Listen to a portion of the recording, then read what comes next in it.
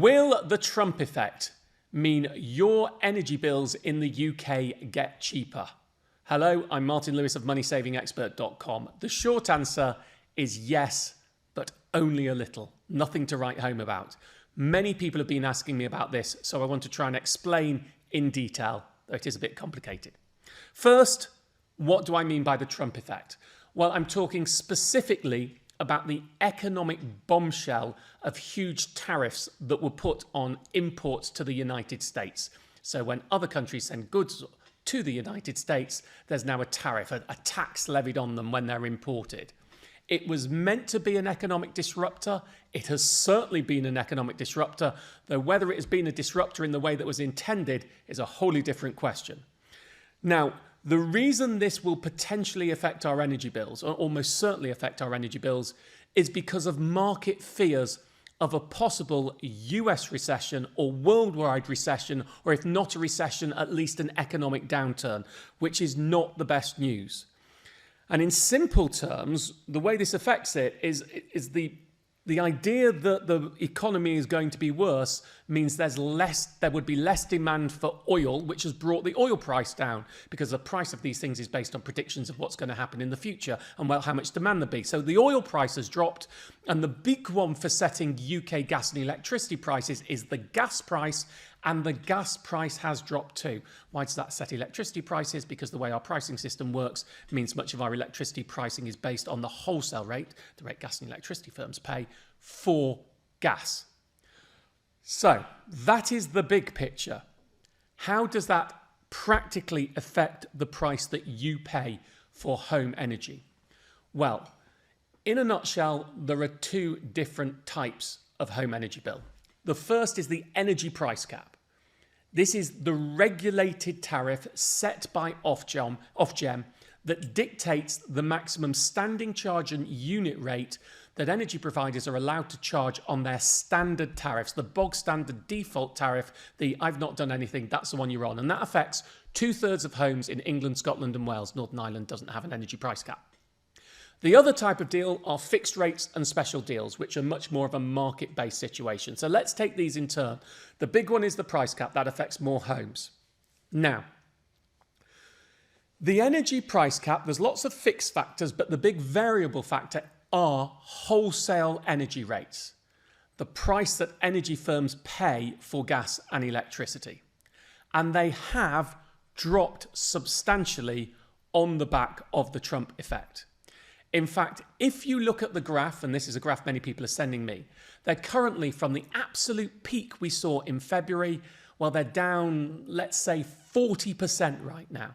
Now, I say the Trump effect. Some of that initially was due to the hope for peace in Ukraine, and then there was the idea that Russian gas supply might be turned on that would bring down gas competition. And then more recently, it's been the tariff effect that's brought those prices down. So it's a combination of both in reality. But I'm afraid that doesn't mean our energy prices are coming down 40%, because this isn't about comparing peak to trough. The energy price cap is based on a 3-month average of wholesale rates and a whole load of other factors in, but the big variable one is the wholesale rates. And it's based on a time-lagged 3-month average. So, the April price cap, which is the one we're currently on, was based on wholesale rates from November to February. And the July price cap, the one we're going to, is based on wholesale rates from the middle of February. It actually is to the middle of May.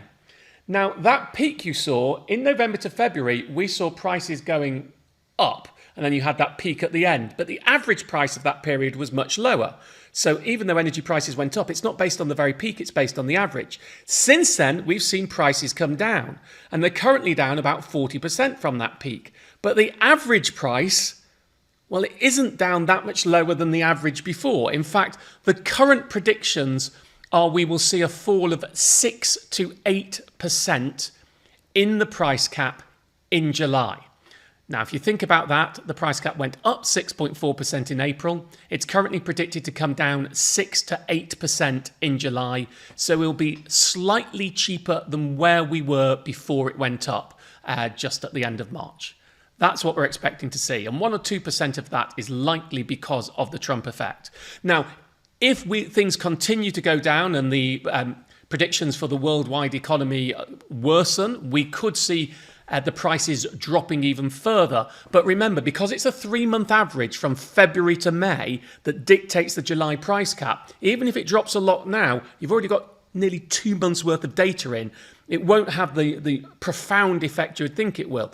If prices continue to stay low, then it would be the is it October? It is October. The October price cap and the following January price cap that would be lower.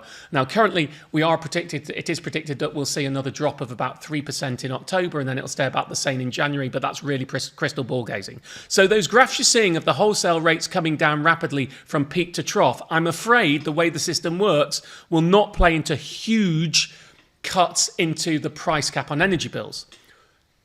Let's move on to the second type of tariff, fixed rates or special tariffs. Now, they're much more market-based. In simple terms, the rate an energy provider can set a fix at means it goes out into the market, it says, I want to buy this many people's gas and electricity supply at this price locked in for the next year type thing. And so it buys a certain amount, and then those fixes are available until it sells out. And then if the market price has moved up or down, the next fix will be up or down on the back of it. So wholesale rates having dropped means we should be expecting to see fixed rates, the rate at which you can fix at, being cheaper. And indeed they are, but only slightly cheaper. The current cheapest fix is about 16% less than the current price cap.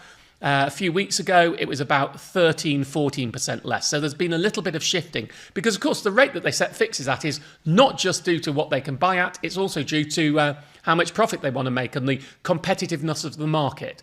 So while you can fix a little bit cheaper, and we've seen the differential between the price cap and what you can fix at drop, they've not dropped that substantially, partly because our market is not that competitive. All those firms went bust. We've now got an oligopoly, which is like a monopoly, but with a number of different firms, where all these firms have big customer bases. They've locked in, they're on the price cap, they continue to take in the money on the price cap, and that's got a time lag, so that's not going to be moving anytime soon. And if they offer really, really cheap fixes, many of their existing customers will be paying less, and they may not necessarily want that to happen. We do not have enough competition in our marketplace to really drive down the prices at this moment. But there are still, on the back of that, it is worth saying you can still fix now far less than you will pay on the price cap and less than the price cap is predicted to drop. So if the predictions are right, you would be far better going on to Money Saving Expert's Cheap Energy Club comparison and locking in a fix. But there is an if on predictions, things could change even more. So just have a look at the early exit penalties if you do fix. So I hope that gives you a little bit of an idea of what's going on in the market. I know it'll be disappointing to many people because those graphs have been going about and people think it's going to make a radical difference. It will bring prices down, but it ain't going to be bringing them down a lot. Not unless something far more drastic happens. Sorry to be the bearer of bad news.